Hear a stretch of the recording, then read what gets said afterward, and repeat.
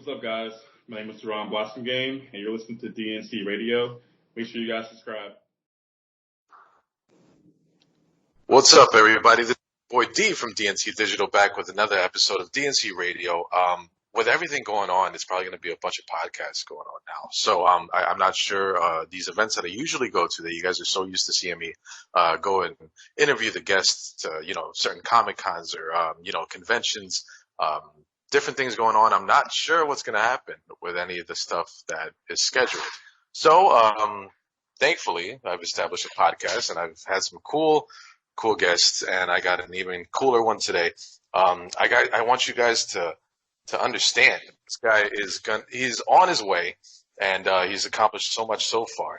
He was drafted in 2017 to the San Antonio Spurs. He played for the G League Austin Spurs. He led them to the G League championship. He played in Clemson, and he's got a hell of a story. And we're also going to talk about everything going on and what he does with his free time, along with what he sees in the future for the basketball organization.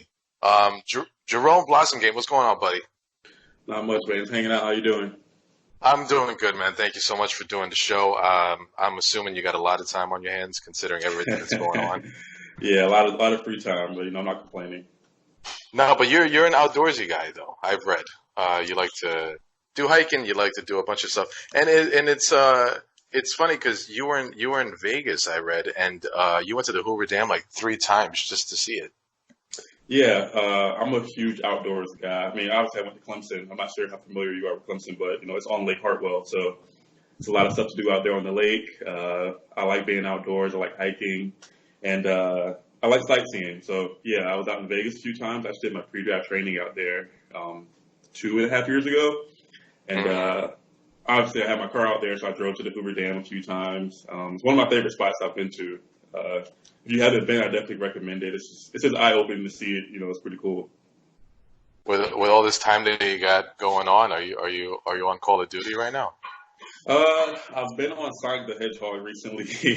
Sonic the Hedgehog, nice. Yeah, I'm a big time Sonic fan as a little kid, and I have my PS4, so I got PlayStation now, so I'm able to go back and play all the old games from my childhood. Dope. So let's start from the beginning. You were born and raised in Atlanta, Georgia. September 16th is your birthday. But you grew up in a small town called Johns Creek, Georgia. Is that correct? Yeah. I moved to Johns Creek from Decatur, Georgia when I was, I think, 11. And my family's been there ever since. But yeah, I grew up in Alpharetta, Johns Creek. So tell me, what's it like, small town in Georgia? Is it something that a lot of people aspire to get out of there and do something huge like you're doing now? Yeah, for sure. I'm not sure you probably didn't read this anywhere, but I was homeschooled actually up until my 8th grade year. Yeah, I did read that, and I wanted to get into that, and I just wanted to know what was the transition between getting homeschooled as a kid and then now you're around a bunch of kids. It was really, really hard, man. It's hard to explain because you don't really understand it. But I was very, very shy growing up. I had my older brother and my younger sister in the house all the time, and my parents were very, very strict on us. So we didn't have friends over all the time. We didn't go out all the time. Stayed around the house a lot. So my brother and sister were really all I had. And being homeschooled, you weren't forced to interact with other kids or have to talk and stuff in front of the class or present projects. And I remember getting to school the first week in 8th grade, and I was shell shocked. Like, I would be terrified to get up and introduce myself like the first day of class. I would literally be shaking. I was that scared. But I probably didn't get over that until probably college. Obviously now I'm a very talkative person because I've been on camera a lot. I've been in situations where I had to talk to people, and that's who I am now. But back then that transition was very, very hard. But I played basketball with the Junior Cougars, Chattahoochee High School feeder program. I think that helped me transition a lot, because I had friends on the basketball court. So that made the transition a little bit smoother. Your coach was Casey Martin, and your senior year you took the team to 25-5 as a record. Did you envision yourself doing this in the future, or was this some type of physical outlet that just led to success? So it's kind of funny, I didn't want to play basketball growing up. My older brother, he was a big basketball fan. I wasn't, but I started playing for a little bit. I got pretty good. I met my AAU coach, William Steele, when I was 14 or 15, and I joined their team, the Georgia Stars. And he's kind of the guy who kind of gave me the vision, of making it to the NBA, making it high-level basketball. He kind of instilled that in me, and since then I've always believed in myself, and I knew that was the goal for me, and I knew I would accomplish it, but I didn't know how at that point. But I knew I had the blueprints as far as like working hard and the things that he taught me. Yeah, in past interviews, you spoke very highly about William Steele, and you mentioned that you get your work ethic from him. Mm-hmm. Had it not been for that, tell me more about William Steele and what he means to you, and how you still look back at even this far into your career on how instrumental he's been in your career. I mean, I tell a lot of people this. Honestly, if it wasn't for him, I probably wouldn't be in the position I am now. When he got me, I was a really, really raw kid. I was super athletic, but I had the physical tools, but I didn't have anything else. I was 14. I was skinny. I was lanky. If I could jump, I could dunk, I could run. And he kind of took me in under his wing and kind of developed me a lot. We'd be in the gym like countless hours of the day just working out, doing things I would never think to do it in game. We'd just be working on it. We would play one-on-one sometimes. I would leave the gym crying and stuff. He would beat me, being younger, obviously. But no, he was like another father figure for me, growing up. And, like I said, without him in my life at that point, I probably wouldn't be where I am now. In that stage of development, 14, 15, 16, 17, he was a very, very big piece of, who I am today. So you just mentioned that it took you a second to get over the social anxiety, so to speak, being homeschooled, and then you get to, 8th grade, then throughout high school, you said you still had that feeling. So it's interesting. What was the dynamic between you and the rest of the basketball team when you were playing with them? Well, like in 8th grade and so forth? Yes. Yeah. Throughout high school, mostly, yeah. Yeah, I mean, I was talkative around my teammates. I didn't have an issue with that. It's just like getting up in front of the classroom or presenting something. I could talk in front of my teammates and be fine. I had a lot of friends by the time my senior year came up in high school.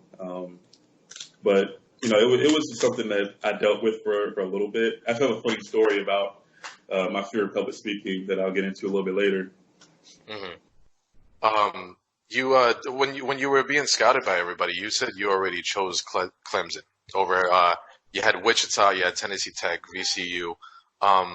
What was it about Clemson that attracted you to the school? That's a great question. My high school coach, Coach Martin, he took me up to a elite camp for the high school kids at Clemson University. It was my first time going there. I knew nothing about the university at all. And I went there. I played really, really well in front of all the coaches, and they liked me. I sat down with them. I spoke with them, and it just felt like home. I remember when I was leaving that camp with my coach, he drove me up there. I told him I want to go to Clemson, and he laughed and told me just wait. You're gonna have a lot more options. Just wait. And I told him no, it just feels right here. I really want to go here. And, ever since that trip, I knew Clemson was the spot for me. Now, tell me about that one day that you were practicing with your coach and you had an injury and you just weren't sure what was going to happen in the future. What did that do to you? Go ahead and explain the story, to explain what happened, and then explain to the listeners what did that do to you mentally. Okay. So I was 17, I believe. 17. No, I was 18, actually. My senior year of high school, after the season was over.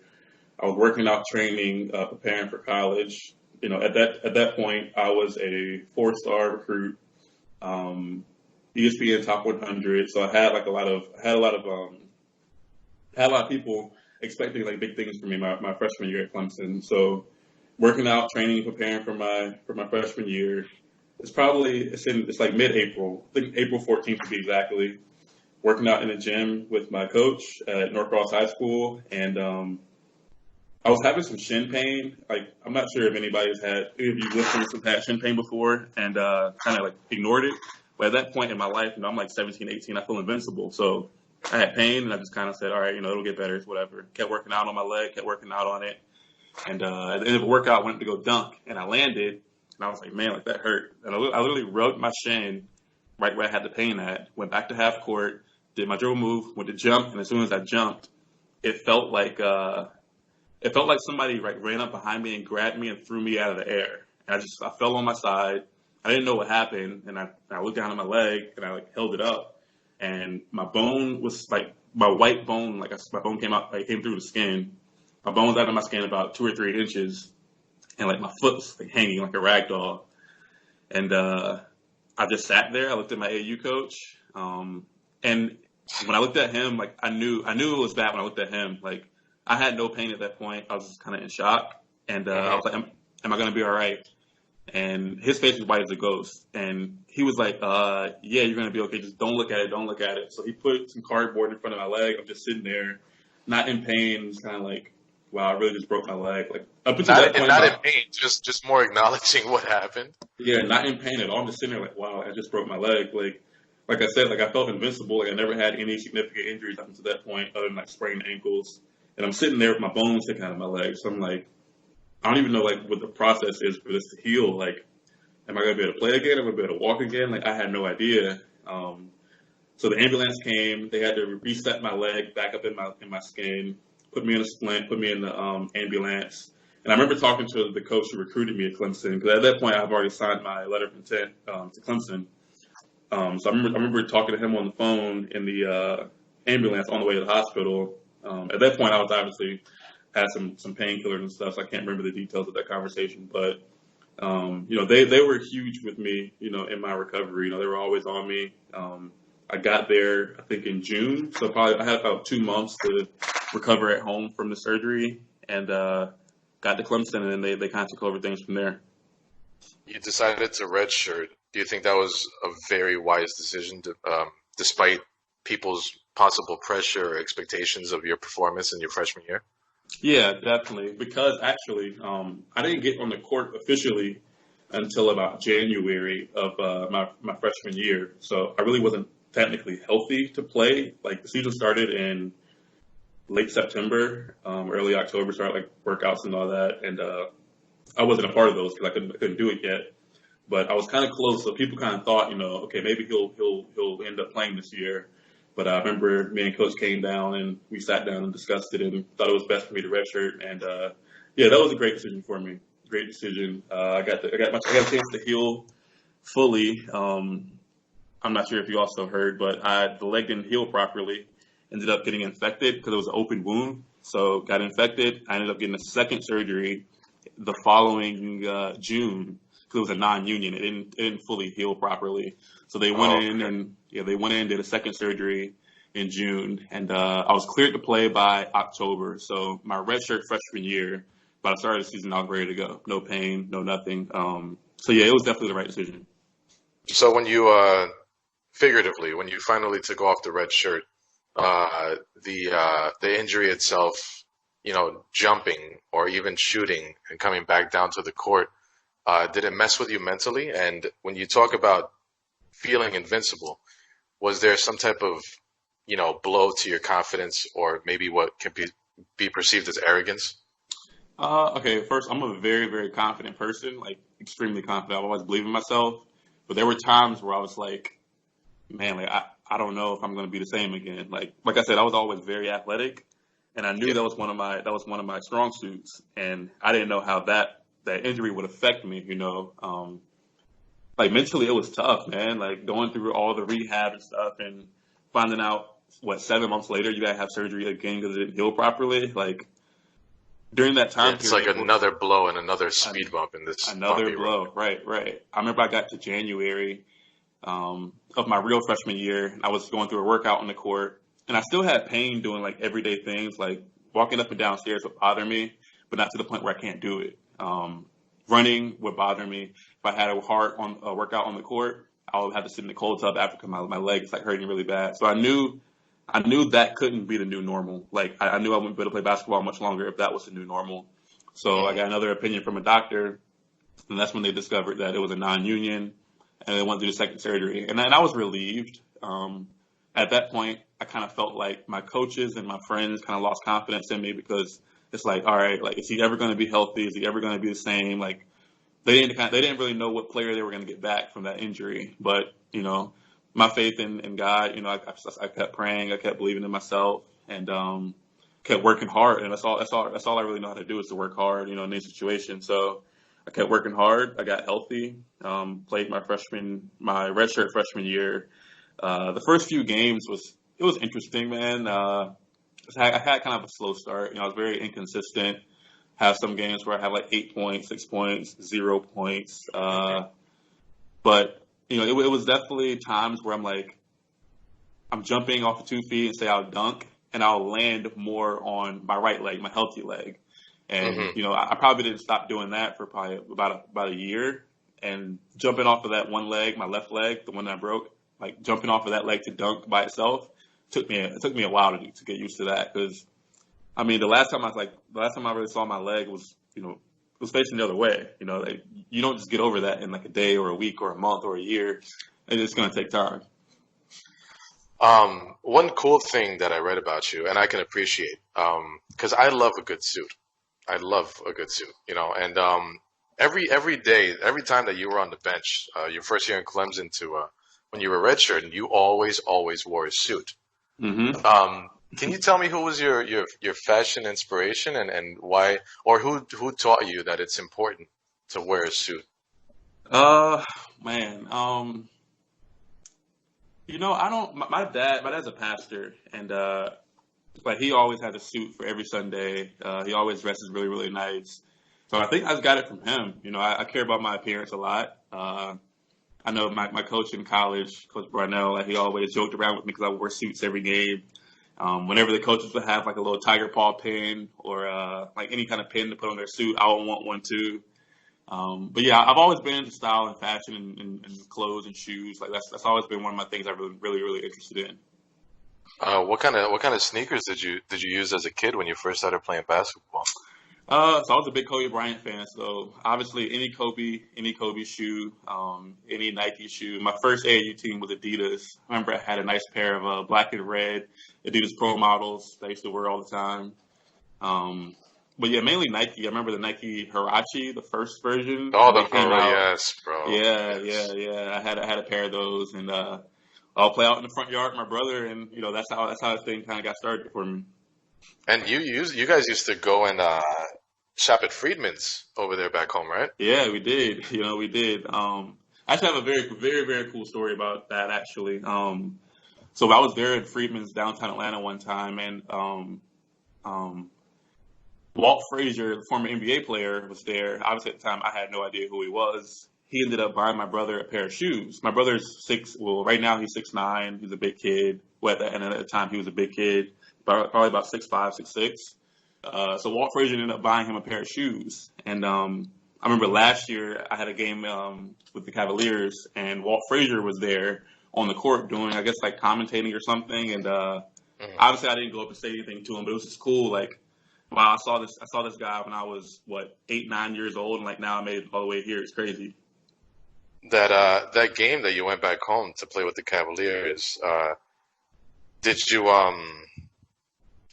you were being interviewed with another player, and you definitely let it be known that the varsity was the place to eat. Did you go stop there? I don't think. Well, when we went back there, I definitely didn't go there. The varsity. It's have you been before? I haven't. Yeah. If you ever go to Atlanta, you have to try it because it's an Atlanta thing. But the food quality isn't that great. It's something you're not going to eat before a basketball game. But definitely. Yeah. But something you ate growing up, though. 100%. Yeah. 100%.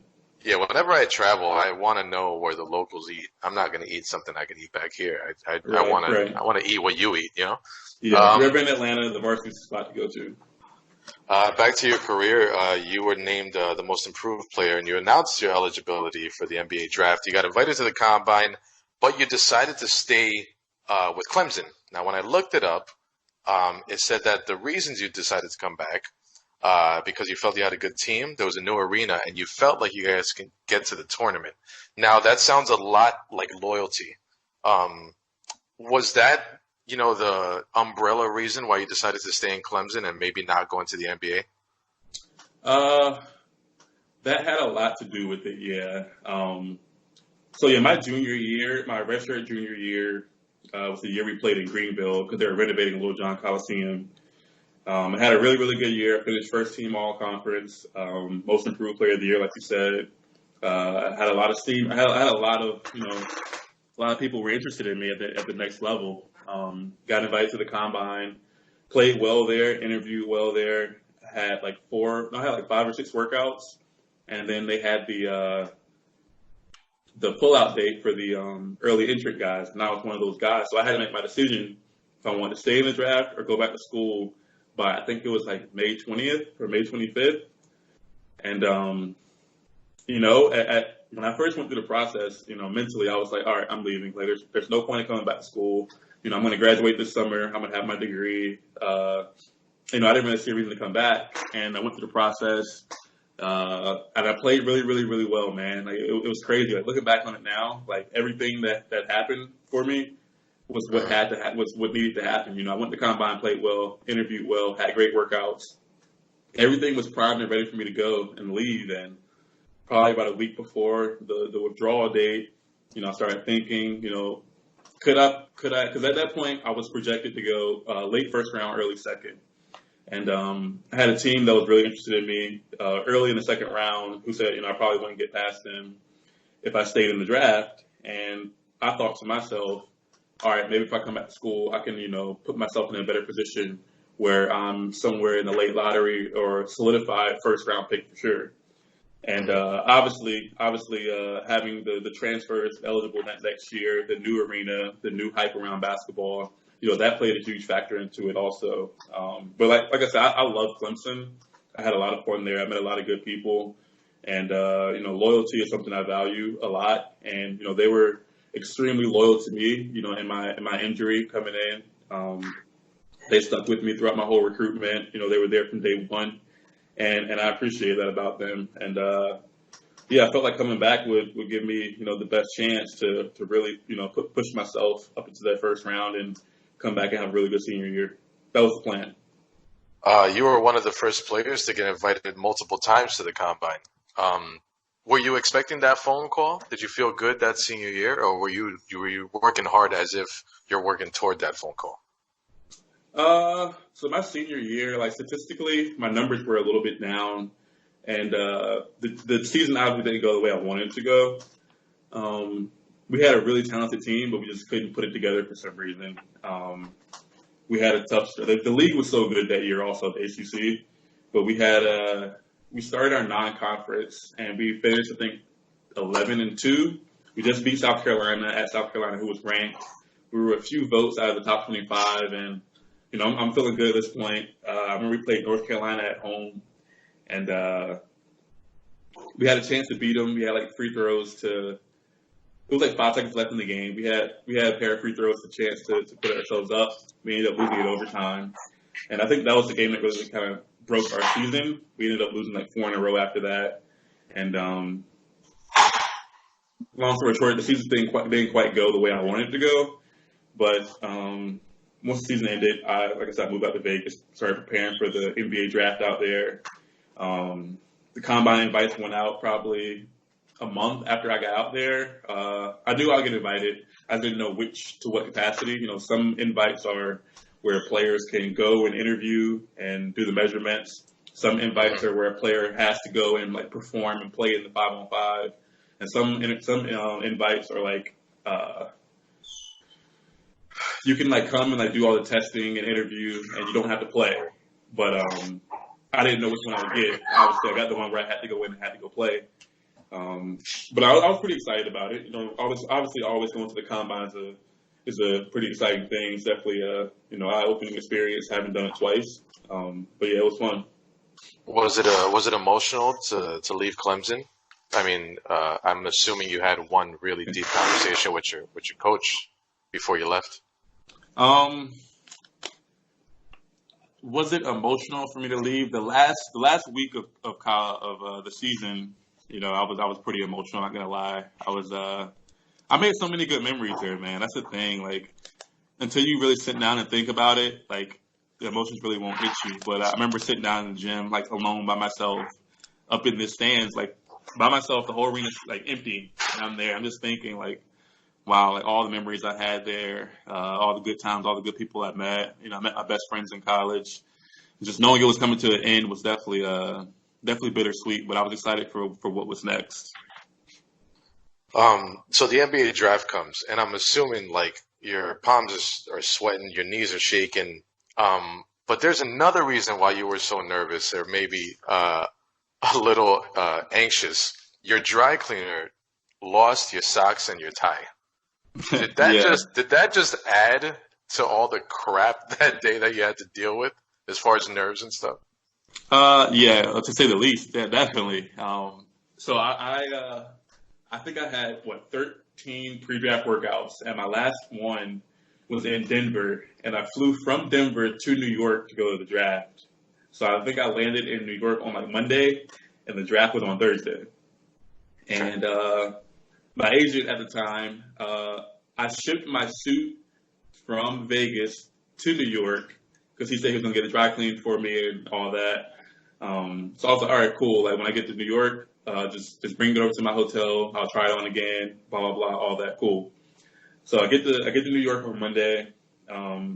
Tuesday it's like I'm just hanging out on Tuesday. My family gets in on Wednesday. Wednesday I have all the little draft like pop-up shops in the hotel, like the Call of Duty stuff. It's like Call of Duty, Levi's, like any company you can imagine, like they have like a little pop-up shop in the hotel. Players can walk in their rooms and get like free stuff. It's actually a pretty cool experience. Yeah, you need to take me to one of those whenever you go to the next one. That sounds fun. Yeah, it was fun, man. But yeah, I did all that on Wednesday, and at this point, I'm pretty nervous. Like I'm pretty because like the draft, man, like watching it on TV and being there is two completely different things. Oh, man. yeah, I mean, I'm sitting there and I'm yelling at teams for not picking up somebody. You're sitting there waiting for your future to be handled, you know? Exactly, right. And in my situation, you know, I didn't know where I was going to get picked or if I was going to get picked at all. So Thursday comes, and I don't touch my suit at all until like at this point it's zipped up in a like little black like suit bag in my closet at the hotel, and I don't touch it at all. I don't even try it on. In the morning of the draft, I open my suit bag. My shoes are at the bottom. The suit's in there. The shirt's in there. So I'm like, all right, cool.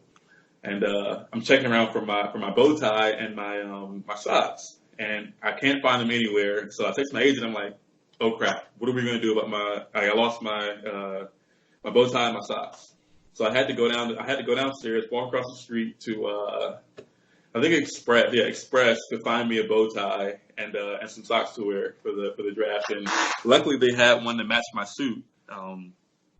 So it ended up being all right. But was that a text that you thought you would send at the start of your NBA career? Where are my socks? Right. I remember I went down there. I went to Express at like 2 p.m. and the draft was at like 8, and I was just rushing trying to find something, man. Like it was crazy, but fortunately I did. Got dressed, met up with my family, and we bussed over to the draft. So you're sitting there, and the Spurs pick you.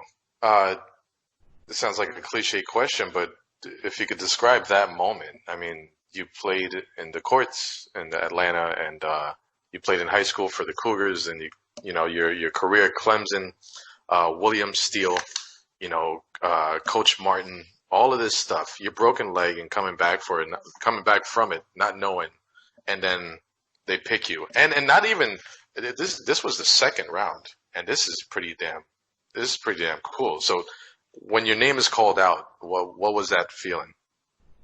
All right, I'm gonna give you two answers. In the moment, I was highly upset, man.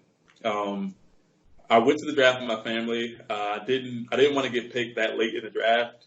Your ego, it comes into the picture a little bit. Right. You believe you're a lot better than that. You believe in yourself. You believe you deserve to be higher. So I was upset, man. I'm not gonna lie. I remember my agent told me, he was like, "All right, sit down. Like the Spurs are gonna the Spurs are gonna pick you." So I went back to my seat. I sat down because like the players, about 3 to 4 minutes before the pick is announced that they're gonna pick you or not. Okay. So I sat down. The cameras like came up to me. Deputy commissioner came on stage, announced it. I stood up. I was like barely even smiling, man. Like I stood up, shook my best friend's hand, hugged my parents, hugged my AU coach, hugged my college assistant coach, Coach Steve Smith. Shook my agent's hand, walked down there, walked up on stage, put the hat on. That was pretty cool. I remember actually when I was like walking down the stage, like to go back to the interview rooms after I got the photo and shook the deputy commissioner's hand. I was like, wow, like as a kid, you dream about that moment literally every single night about getting drafted, walk across the stage, and it literally takes probably 12 seconds. 12 seconds and it's done, and you're like, man, like that was it? Like 20 years for 12 seconds. 20 years for 12 seconds, man. Like, wow, like it was cool for sure, but I'm like, man, like I thought it was something else.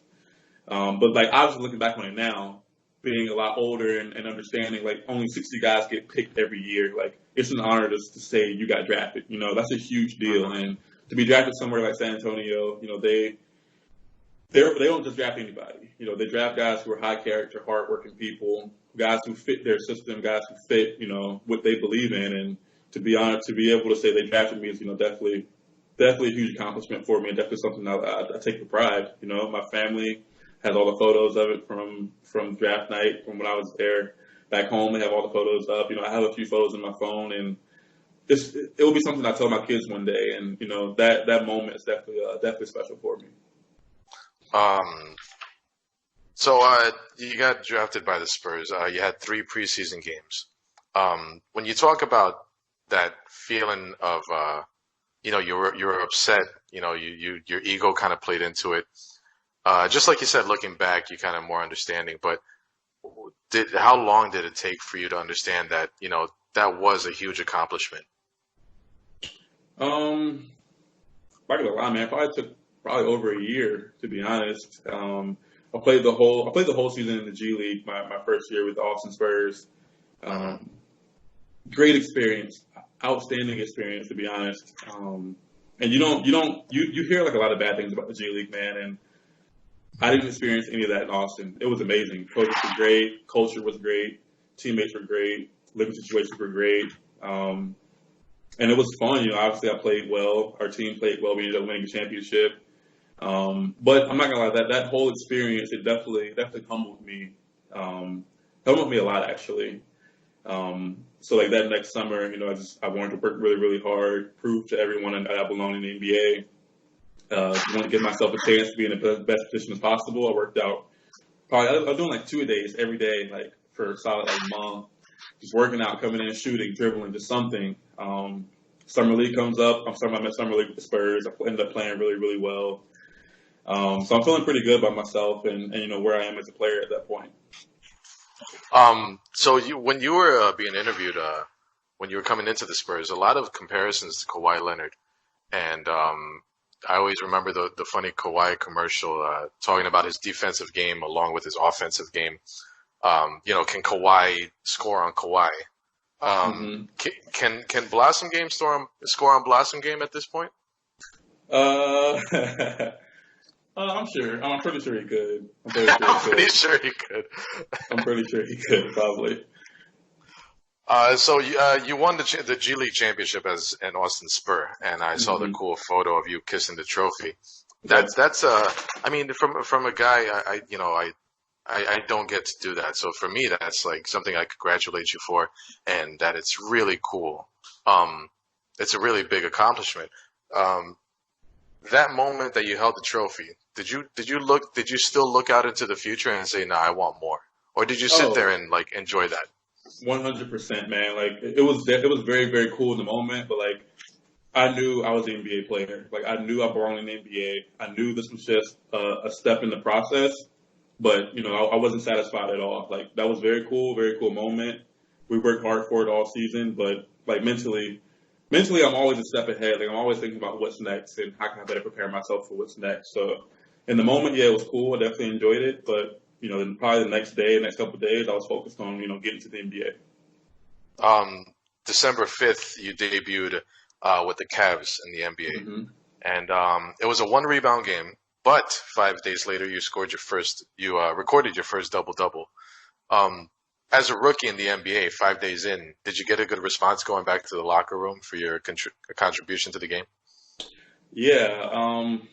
So I ended up playing my first game. I think we played December 5th, right? We played Golden Yeah. State at home, played Warriors at home.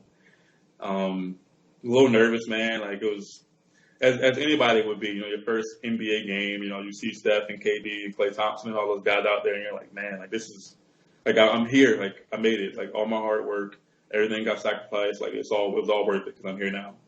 And I ended up playing like the last 2 minutes of the Warriors game, and still very very happy, man. Like just happy to be there, appreciative that Cleveland gave me the opportunity.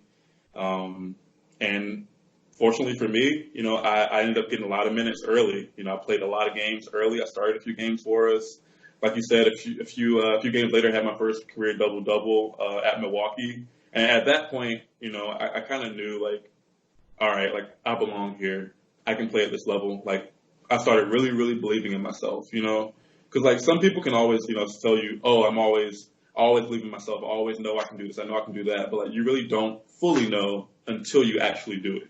And Right. for me, I remember there was a point in that game, I think I made like 3 or 4 3-pointers that game. And I remember I think my second one, and I ran back down the court, and I was like, man, like, this is it. Like, this is And my you just time. scored. You just scored a 3 in an NBA game. Like, Yeah, like, that's this is my benefits. time. Like, this is it right here. Like, and I just had that confidence about me, that swagger about myself. I kept playing well. My teammates were amazing. My coaching staff was amazing. They were always confident with me, always believing in me. It was an amazing year for me, man. I had some really good games for us. I really just showed my value at the NBA level.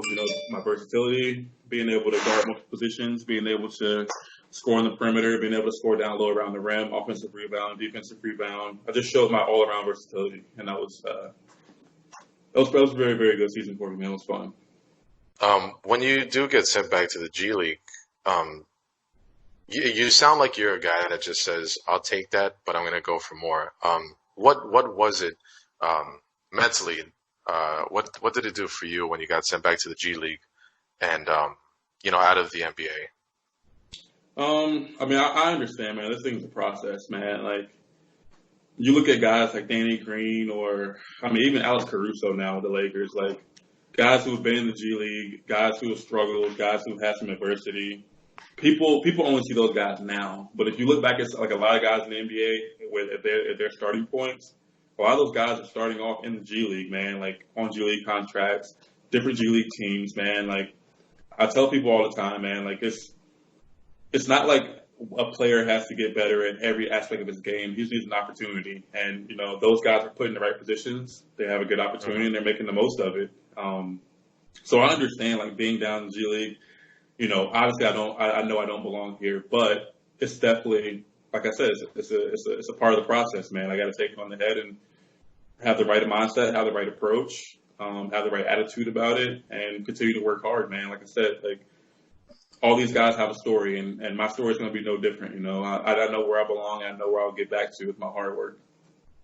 When you were being scouted, it's interesting. They were talking about your weaknesses, and me and you, for everybody that's listening, me and you met because I do media for the RGB Vipers, and we got cool there, and thankfully we kept in touch. And now you play for the Windy City Bulls, and but when you were being scouted, they talked about your weakness, and I only talk about our backstory because I don't see any of this in your game. It talks about your shooting ability, defensive engagement, and creating offense.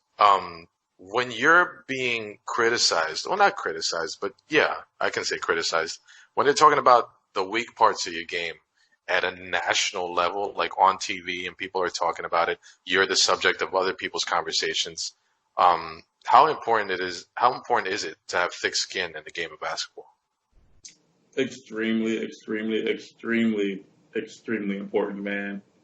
Like, but now it's even worse now, man, with social media. Like I was the guy in college who was always on Twitter and stuff, like seeing what people were saying about me, who was tweeting me, who was messaging me, like all that stuff, and it doesn't help you at all, man. Like no matter what you do, like look at LeBron James, like he's arguably the best basketball player to ever play the game, and people have bad things to say about him. no matter what you do, there's always going to be people who have bad things to say about you. So you can't take that stuff to heart. You just got to hear it and not hear it, see it and not see it. And myself, I have thick skin. People can say whatever they want about me and talk about my weaknesses, and that's fine. Like, I know I have weaknesses, but that's why, everybody has weaknesses, but that's why I'm here working as hard as I can to improve those weaknesses. I'm working hard to improve my shooting, improve my defense, improve every aspect of my game. There's every player can get better at something. Every player can get better at all aspects of their game, and I'm just a guy who works really, really, really hard, and I believe in myself. No matter what people are saying about me, I know who I am. I know what I've been through. I know what it's taking me to get here. I know where I'm going. So people can say whatever they want, man, but at the end of the day, you got to believe in yourself and know who you are, and really just believe in yourself. That's the main thing, I think, is believing in yourself. Speaking of believing in yourself, you took a picture with my daughter after a game once, and I appreciated that. I thank you for that. No problem. You seem to be really about spreading this positivity message and spreading this message that you can believe in yourself. You have huge work ethic, and what is it for you when little kids come up to you with a basketball or a jersey for you to sign it or a picture with you? Because this is a game that can be played on the court. I mean, the crowd isn't supposed to be there. I mean, if you really strip it all down, the crowd is there for an audience and engagement and stuff. So how is it for these little kids to come up to you, or people to come up to you and ask you for pictures and autographs? Yeah, I've never been a guy. And obviously it's different for each professional athlete. Everybody goes through different things, but I've never been a guy who would turn down fans and not shake a fan's hand or not sign an autograph or take a photo, because I know what it's like in that position. I was a kid once. I went to a few games and I was that kid one day. I wanted to get the autograph from that NBA player or take that photo, and it sucks getting rejected. So I want to be the person that makes that kid's day. I'm the type of person, man.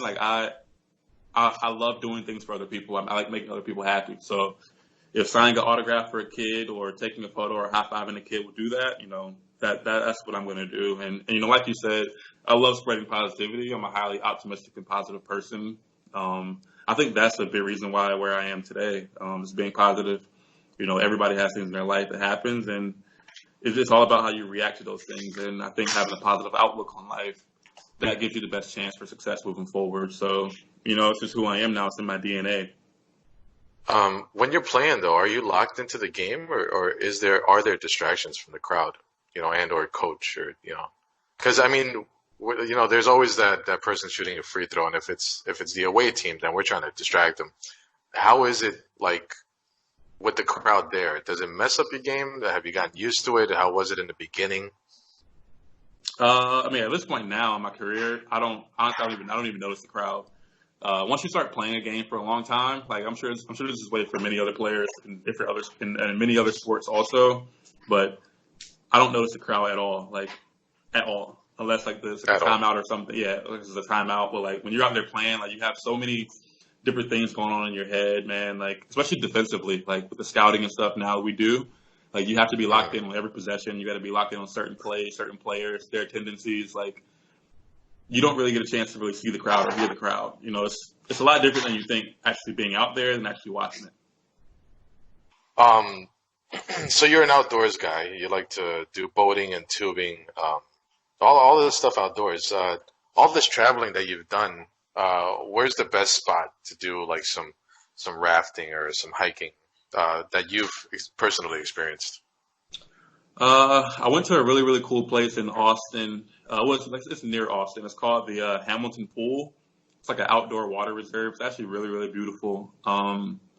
It's a 10, 15-minute hike to the actual place. It's actually really, really, really pretty. It's in the middle of the woods, man. It's hard to explain, but it's a waterfall. People can go down in the water. It's you can walk behind the waterfall on the rocks. It's hard to explain, but it's really beautiful. You should look it up. It's called the Hamilton Pool. It's in Austin. But when I was there with San Antonio and the Austin Spurs, I hiked to a place called Enchanted Rock. That was pretty cool. I think those two are probably the top two places I've been. Hiking wise. I've traveled a lot of places before in my life, obviously because of basketball. I've been to Europe. I've been just went to Tokyo recently, actually, which is pretty cool.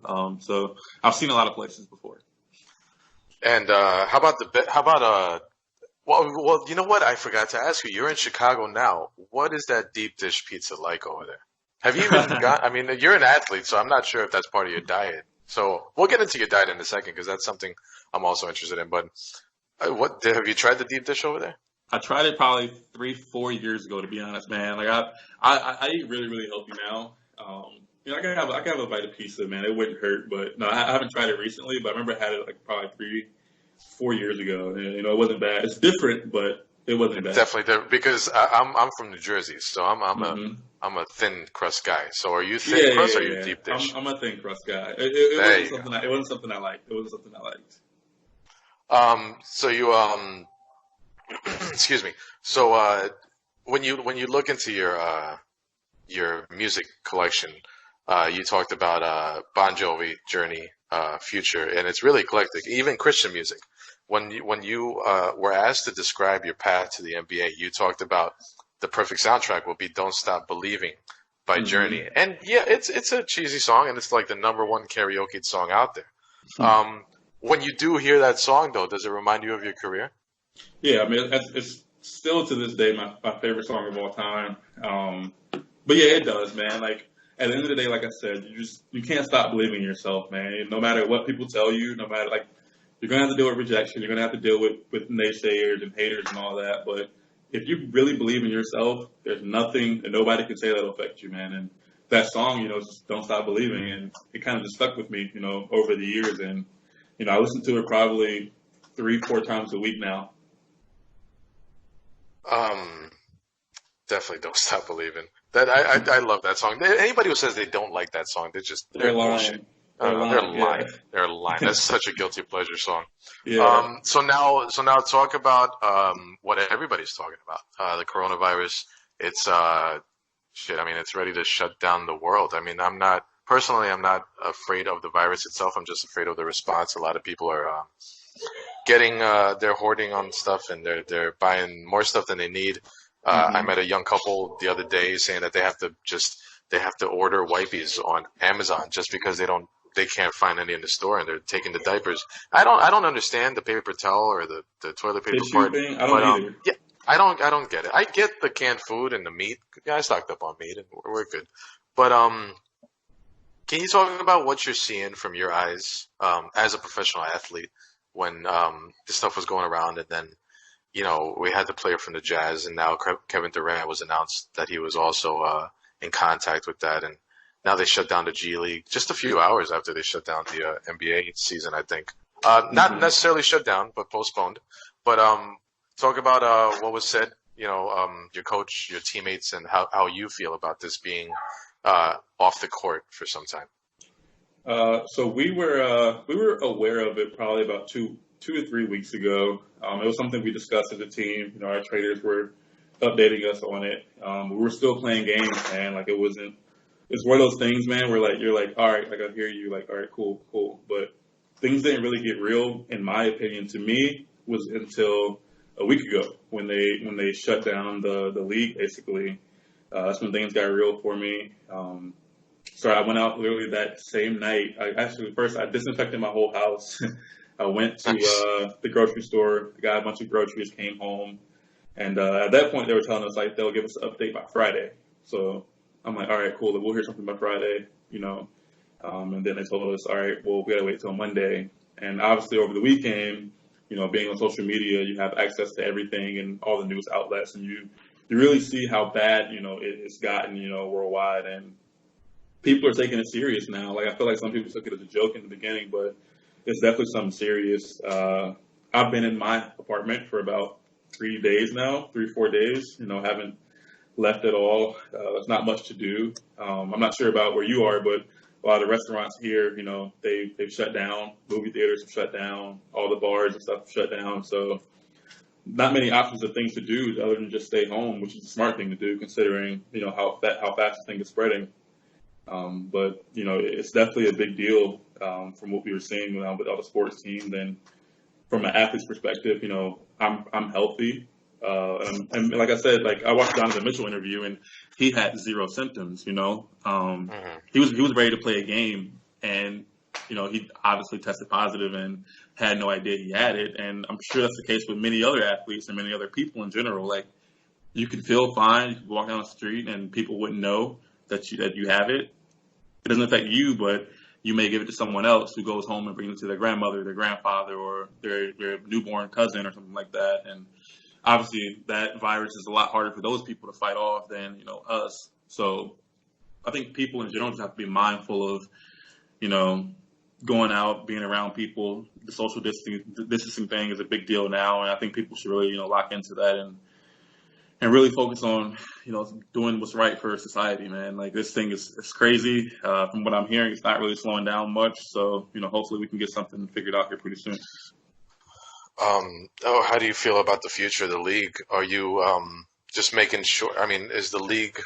I mean, not in a bad way, but is it kind of unimportant right now, or do you still look forward to getting back on the court, or is your mind right now just making sure you stay healthy and family and friends? Obviously, like I love basketball. I want to play. I miss the game. I miss watching basketball.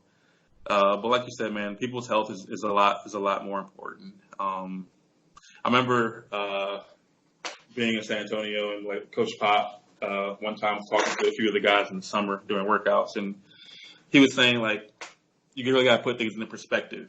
Like we have adversity on the basketball court. That's not really adversity. Like people are losing their lives over this virus. Like that's real adversity in life. Like having to take care of your health, your family, like making sure that stuff is okay. Like that's real adversity, not winning and losing basketball games. And that kind of just stuck with me and kind of made me think now like this is important for a lot of people, man. And the game of basketball, I love it, and I wish we were playing and stuff now, but they did the right thing by stopping us right now. Obviously having a few NBA players test positive. I'm sure there are guys in the G League who have it and just maybe not show symptoms or haven't been tested for it yet. So, we don't want to spread this thing around and end up getting everybody sick and our family's sick and our family's friends and all that. We want to keep everybody as healthy as possible. So I think shutting down is the right decision for sure. Johns Creek, Georgia, 2017 by USA Today was named one of the 50 best cities to live in. To somebody who's never been there, can you describe Johns Creek, Georgia? It's a very, very, very nice area, man. Very nice high schools. A very wealthy area, I'll say. A lot of nice cars, a lot of nice shopping areas. It's not huge, but it's a pretty decent size. But yeah, really nice neighborhood, a lot of friendly people there. It's a pretty young crowd. People are probably my age, 25 to 30. And it's probably about 15 minutes from Buckhead, Atlanta, which is like one of the major spots in Atlanta, like near Midtown a little bit. So there's a lot to do there, a lot to see, a lot of good restaurants. It's home for me. I miss it. I'm going to go back here pretty soon and, spend some time there with my family, and I'm looking forward to it. So when the league does come back, when sports does come back and it's being played again, I'm interested. There's been this, debate for many, many years. You played in Clemson and you took them to the tournament in 2017. So you were the reason for a lot of tickets being sold, a lot of popcorn being sold, a lot of, like they say, asses put in seats, and you were the reason why a lot of people tuned in, if this coronavirus wasn't going around, we would have been all over March Madness right now, checking our brackets and making bets and stuff. How do you feel about the debate on whether or not college players should get paid?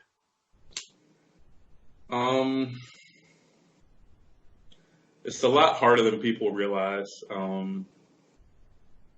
Personally, obviously, I think they should get paid. How much? I'm not really sure. I think that's something the NCAA has to figure out. And are you going to pay your star basketball player the same amount you're going to pay, the 12th man on the roster? How are you going to determine that? And obviously, when you have teams like football and teams like a tennis team or a rowing team, how are you going to pay those people? Where's that money going to come from?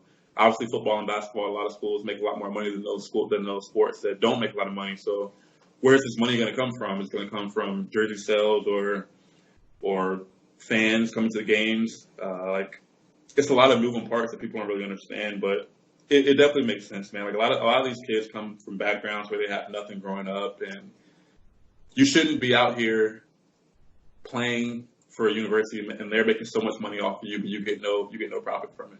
And then, for instance, if a player gets hurt, he gets nothing, and he has a professional career ahead of him. He gets hurt, a career-ending injury. Then that kid has nothing. That school made all that money off of him, and he has nothing, doesn't show for it. So I think at some point it's got to be done. It's got to be done. Obviously, with the whole thing that happened last year with the Louisville basketball and all that, that kind of opened up, I guess, everybody's eyes into what was really going on. But like that happens a lot, man. I'm sure it's happening in other sports also. But I think eventually, in the next coming years, it's got to be something the NCAA definitely discuss.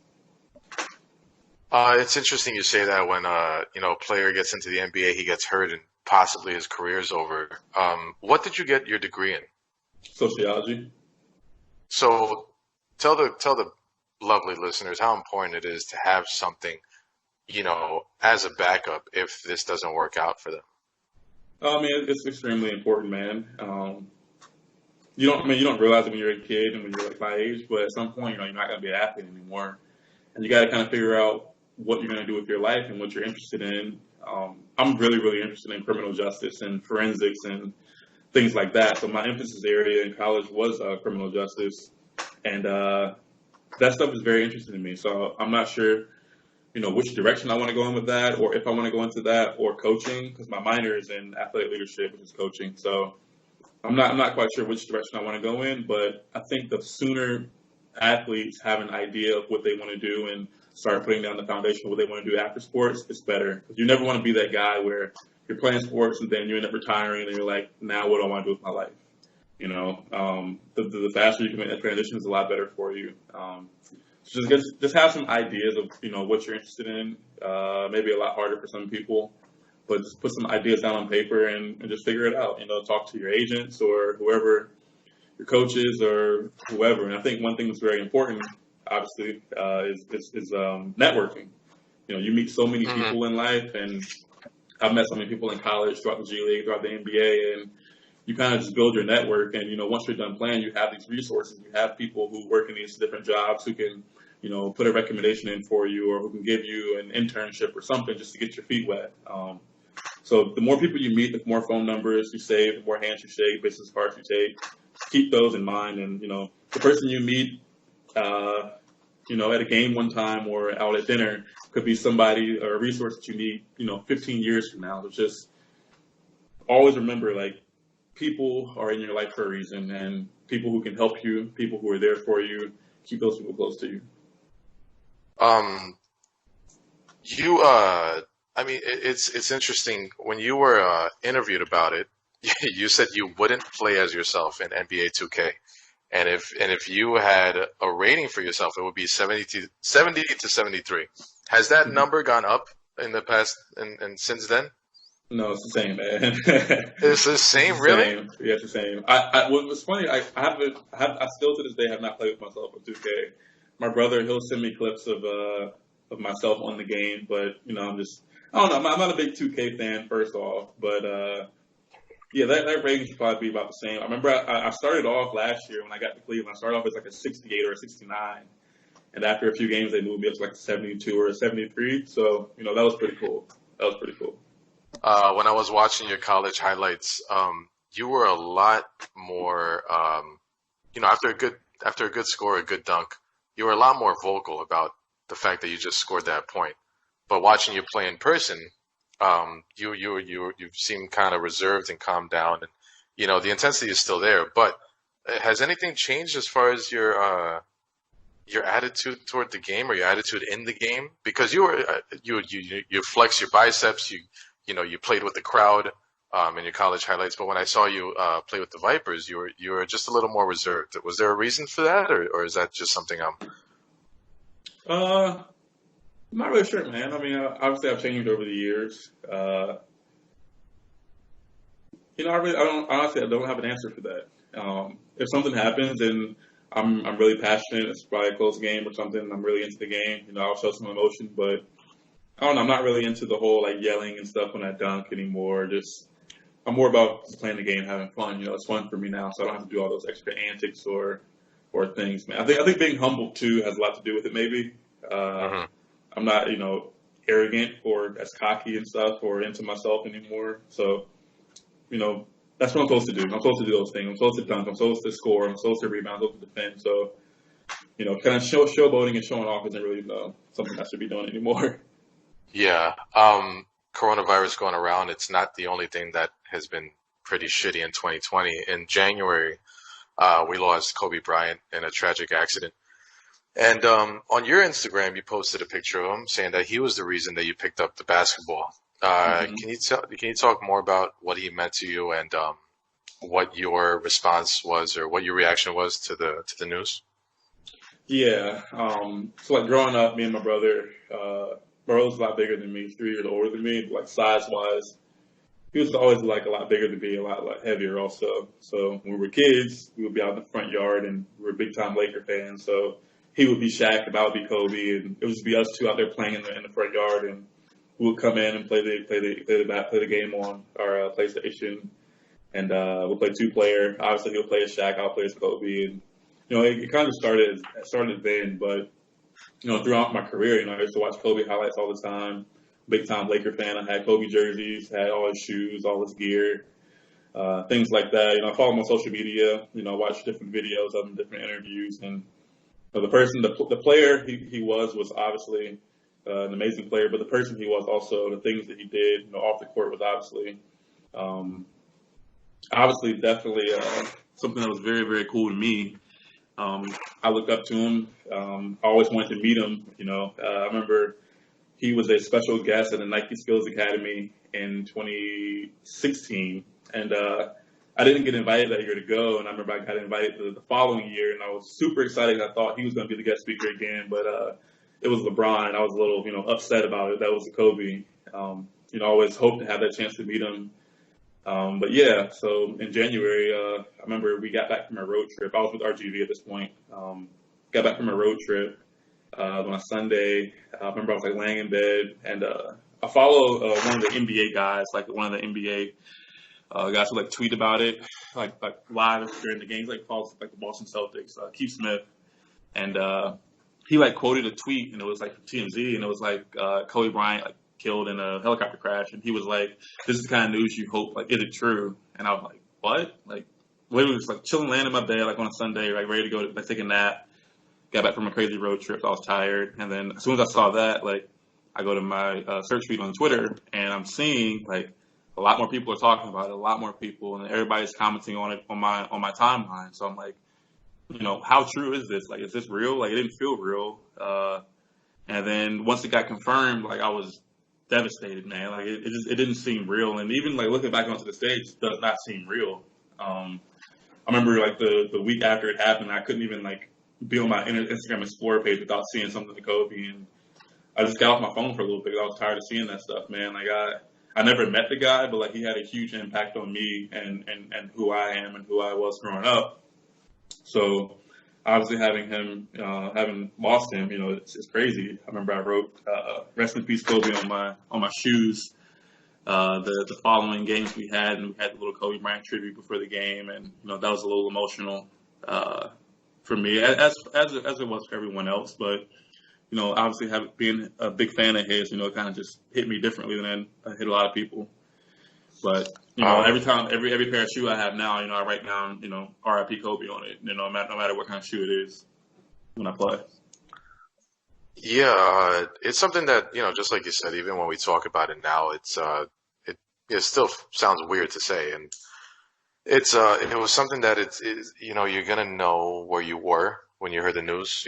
hmm He owned a generation as far as I'm concerned, as far as basketball is, and it was crazy to see how self-disciplined he was and how smart he was, and he was just going into the next phase of his career.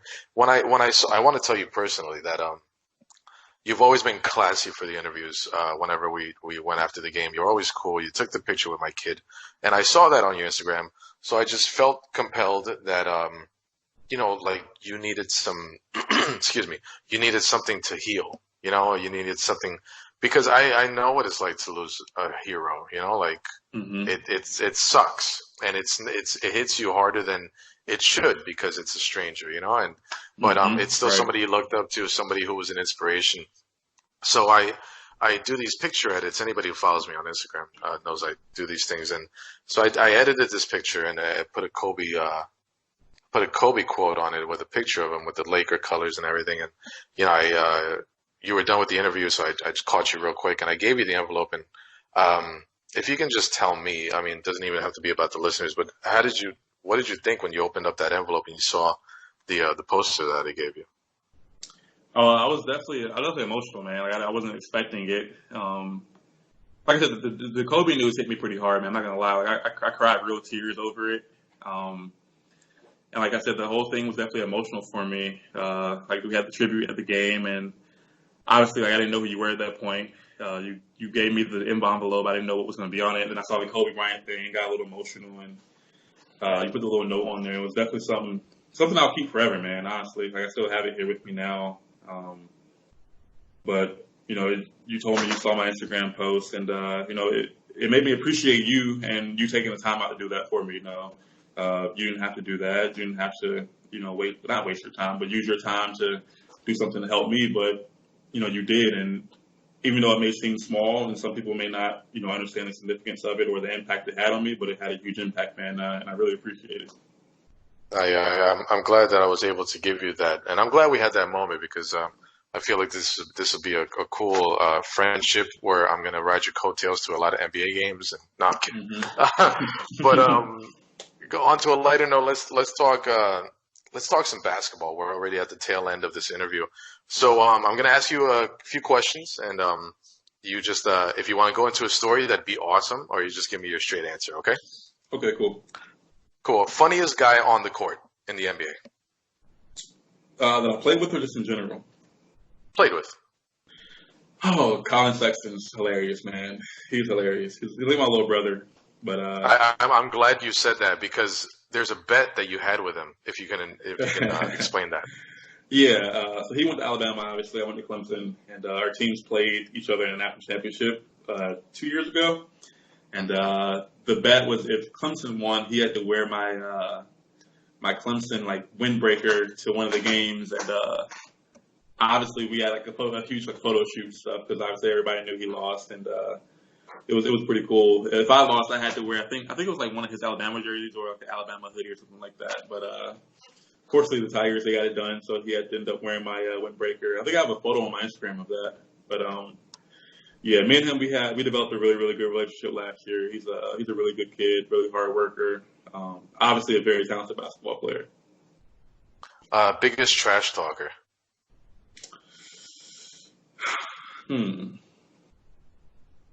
At the NBA level or any level? NBA level. Or G League. You can, yeah, anybody who you played with, yeah. Maybe somebody that after a play, you know, he says something, you're just like, damn, like, shit. I don't know, man. So I think guys don't really talk trash like that in the NBA. Well, to my experience, they don't really talk like that. In the G League, guys will talk trash to you, like it's nothing, man. Like in the G League, all things go. Anything's possible in the G League, man. Like I tell everybody. The biggest trash talker, though.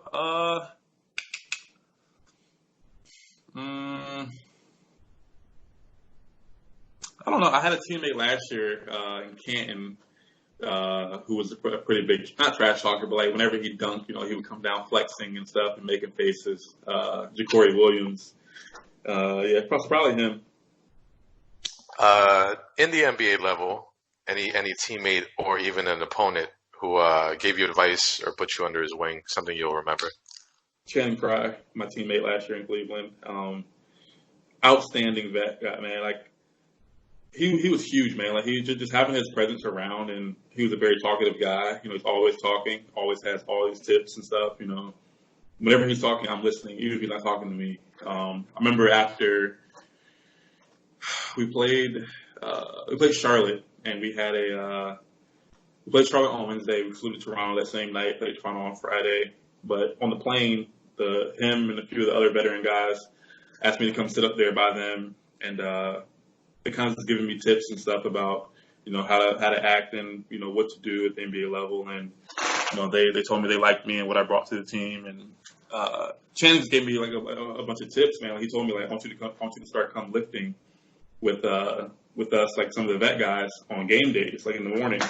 So say if we have the bus leave for shoot around at 9:30, like 4 or 5 of the veteran guys are in there at like 8:45 working out. And it's not like a hard lift. It's just waking your body up, building good habits, So I started doing that, and he had all these tips and little things to tell me. I remember we were at Charlotte, and he was giving me a tip in warm-ups about my shooting, because obviously he's a really good shooter. He was giving me a tip about my shooting, and I go out that game and I make like 3 or 4 threes that game. And going back watching the highlights, I could see how excited he was on the bench, for my success. And just having him around me, he was huge for me, man. Like, he gave me tips about recovery, on court stuff, off court stuff. He was just awesome, man. Awesome teammate. Well, your best friend in the league is Colin, right? So I can skip that one. Okay, cool. Nicest arena. Ooh, the nicest probably Milwaukee's. I mean, it's pretty much brand new. Their arena was really, really nice crowd. But the coolest to me was obviously Staples Center. Growing up as a Laker fan, we played there last year, and it's just a different vibe, man. Like, the crowd is like blacked out. Like, you're in LA. Like, you have all the stars like sitting courtside. It's just a different vibe, man. It was awesome playing there. Jordan or LeBron? LeBron James. Oh, jeez. LeBron James. That's where it ends. That's where it just ends. Magic or Bird? Magic. City with the craziest fans? I'm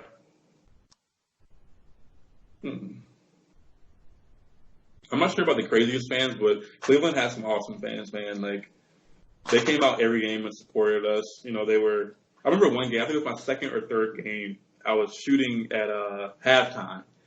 And I remember, I think my first NBA three was like an air ball. I was so nervous. It was an air ball. And I'm shooting in halftime in like one of the corners. And I'm making my threes, like I make a three. And like a fan behind me is like literally just like encouraging me, like, you got it, man. Like, just do that in the game. Like, you got it. Like, keep shooting it. Stay confident. Like, he's literally giving me tips. I have no idea who this guy was, even to this day. But like, he was literally like feeding me tips and positivity, like, as I'm shooting. And like, I just thought like that was really, really cool. Like, the fans in Cleveland were amazing. The TV show you're going to be binging during this lockout? I mean, I binge watch Forensic Files and First 48 all the time, so that's no different. Nice. Are you a Law and Order fan? No, I'm not, man. I'm not. I like Forensic Files and First 48 because it's like real, Oh, because of the real stuff. Yeah. Yeah, it's like real. Yeah. I'm not like a huge There was that one case, man, it was like a 2-year-old, and the guy used like a machine gun. And I remember the detectives coming out with, because these guys have seen the worst, and I just remember how impacted they were. Like, they walked out of the house. They were just like fucking monsters, like son of a bitch. Like, they were all cursing to themselves. And First 48 is some crazy shit, man. The funniest one I saw was they got a lead that he was staying at some friend's house, and they go to the friend's house, and they're like, "Is so and so here?" They're like, "Nah, he ain't here." He's like, "Do you know that harboring a fugitive, you'll be arrested too, and then you're gonna have charges brought against you, and so all this stuff will happen to you?" And the guy goes, "Man, let me check if he's here." I was like, yeah, that stuff's funny, man. That stuff is funny. Do you have a crazy? I know you don't listen to the fans. You don't even know we're there. But did you have any crazy experience with a fan, maybe after a game or during an autograph session or something? This season? Any during your NBA career or your G League career? Crazy interaction with a fan. Nothing too crazy, man. The fans have been pretty nice to me. Talkative, obviously. Yeah, the fans have been great to me, man. I don't have anything crazy. The story between us is probably the most like unique story as far as like having someone give me something or special moment after a game with a fan or somebody. Oh, that's cool. That's cool. How about your most surreal experience in a game? Like any moment where, I always go back to the Dream Team when they were beating everybody by 87 points. And there was one guy guarding Michael Jordan. He didn't even care. He just looked at his bench and he goes, "Hey, somebody take a picture. I'm guarding Michael Jordan." Was there any moment in your NBA career where you just like, wow, I'm really face to face with this player, or I just dunked up on that guy, or I just shot a three in this guy's face? It was I'm not gonna lie, it was very, very, very cool playing against Dwayne Wade. I think we played the Heat like 2 or 3 times, man. But playing against him, like, I was matched up guarding him. It was like, man, like, this guy's played so much basketball, and he's been, at the highest level. He's won championships and played with Shaq and played with LeBron and all that. And being able to guard him is just like, how did I get here? Like, wow, this is crazy. It doesn't feel real. Like, I'm out on the court right now with Dwayne Wade, and it's just a testament. It shows, how hard I've worked to get where I belong, and it was definitely a surreal experience. You're an all-around player, but if you had to choose, would it be three-pointers or dunks? Dunks.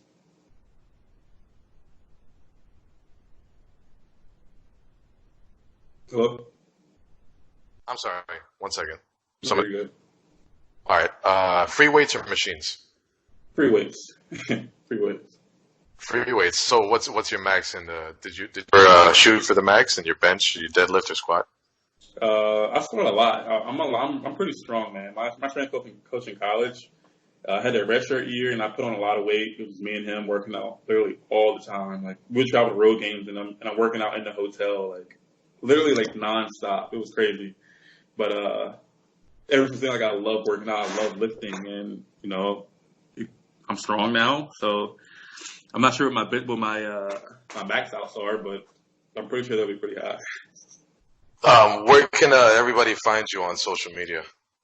My Twitter and Instagram are both Jaron Bgame, Jaron B, and then Game.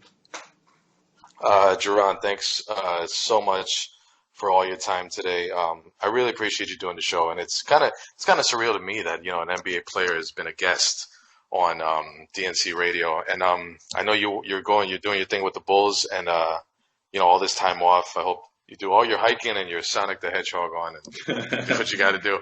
Yeah, but I appreciate that moment that we had at the Bird Ogden Arena in Edinburgh, Texas.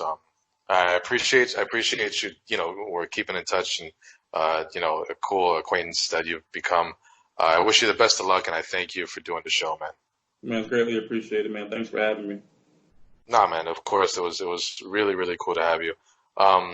That's it for DNC Radio. Thank you guys so much for watching. Jaron Bgame on Instagram and Twitter. Me, DNC Digital on Instagram, Facebook, and Twitter. Make sure you follow both of us because we're both cool and handsome, and we have great futures. So, you guys have a great day. Make sure you stay home. Make sure you stay safe. Be with your families. Wash your hands. And everybody have a great day. This is D, and I'm out.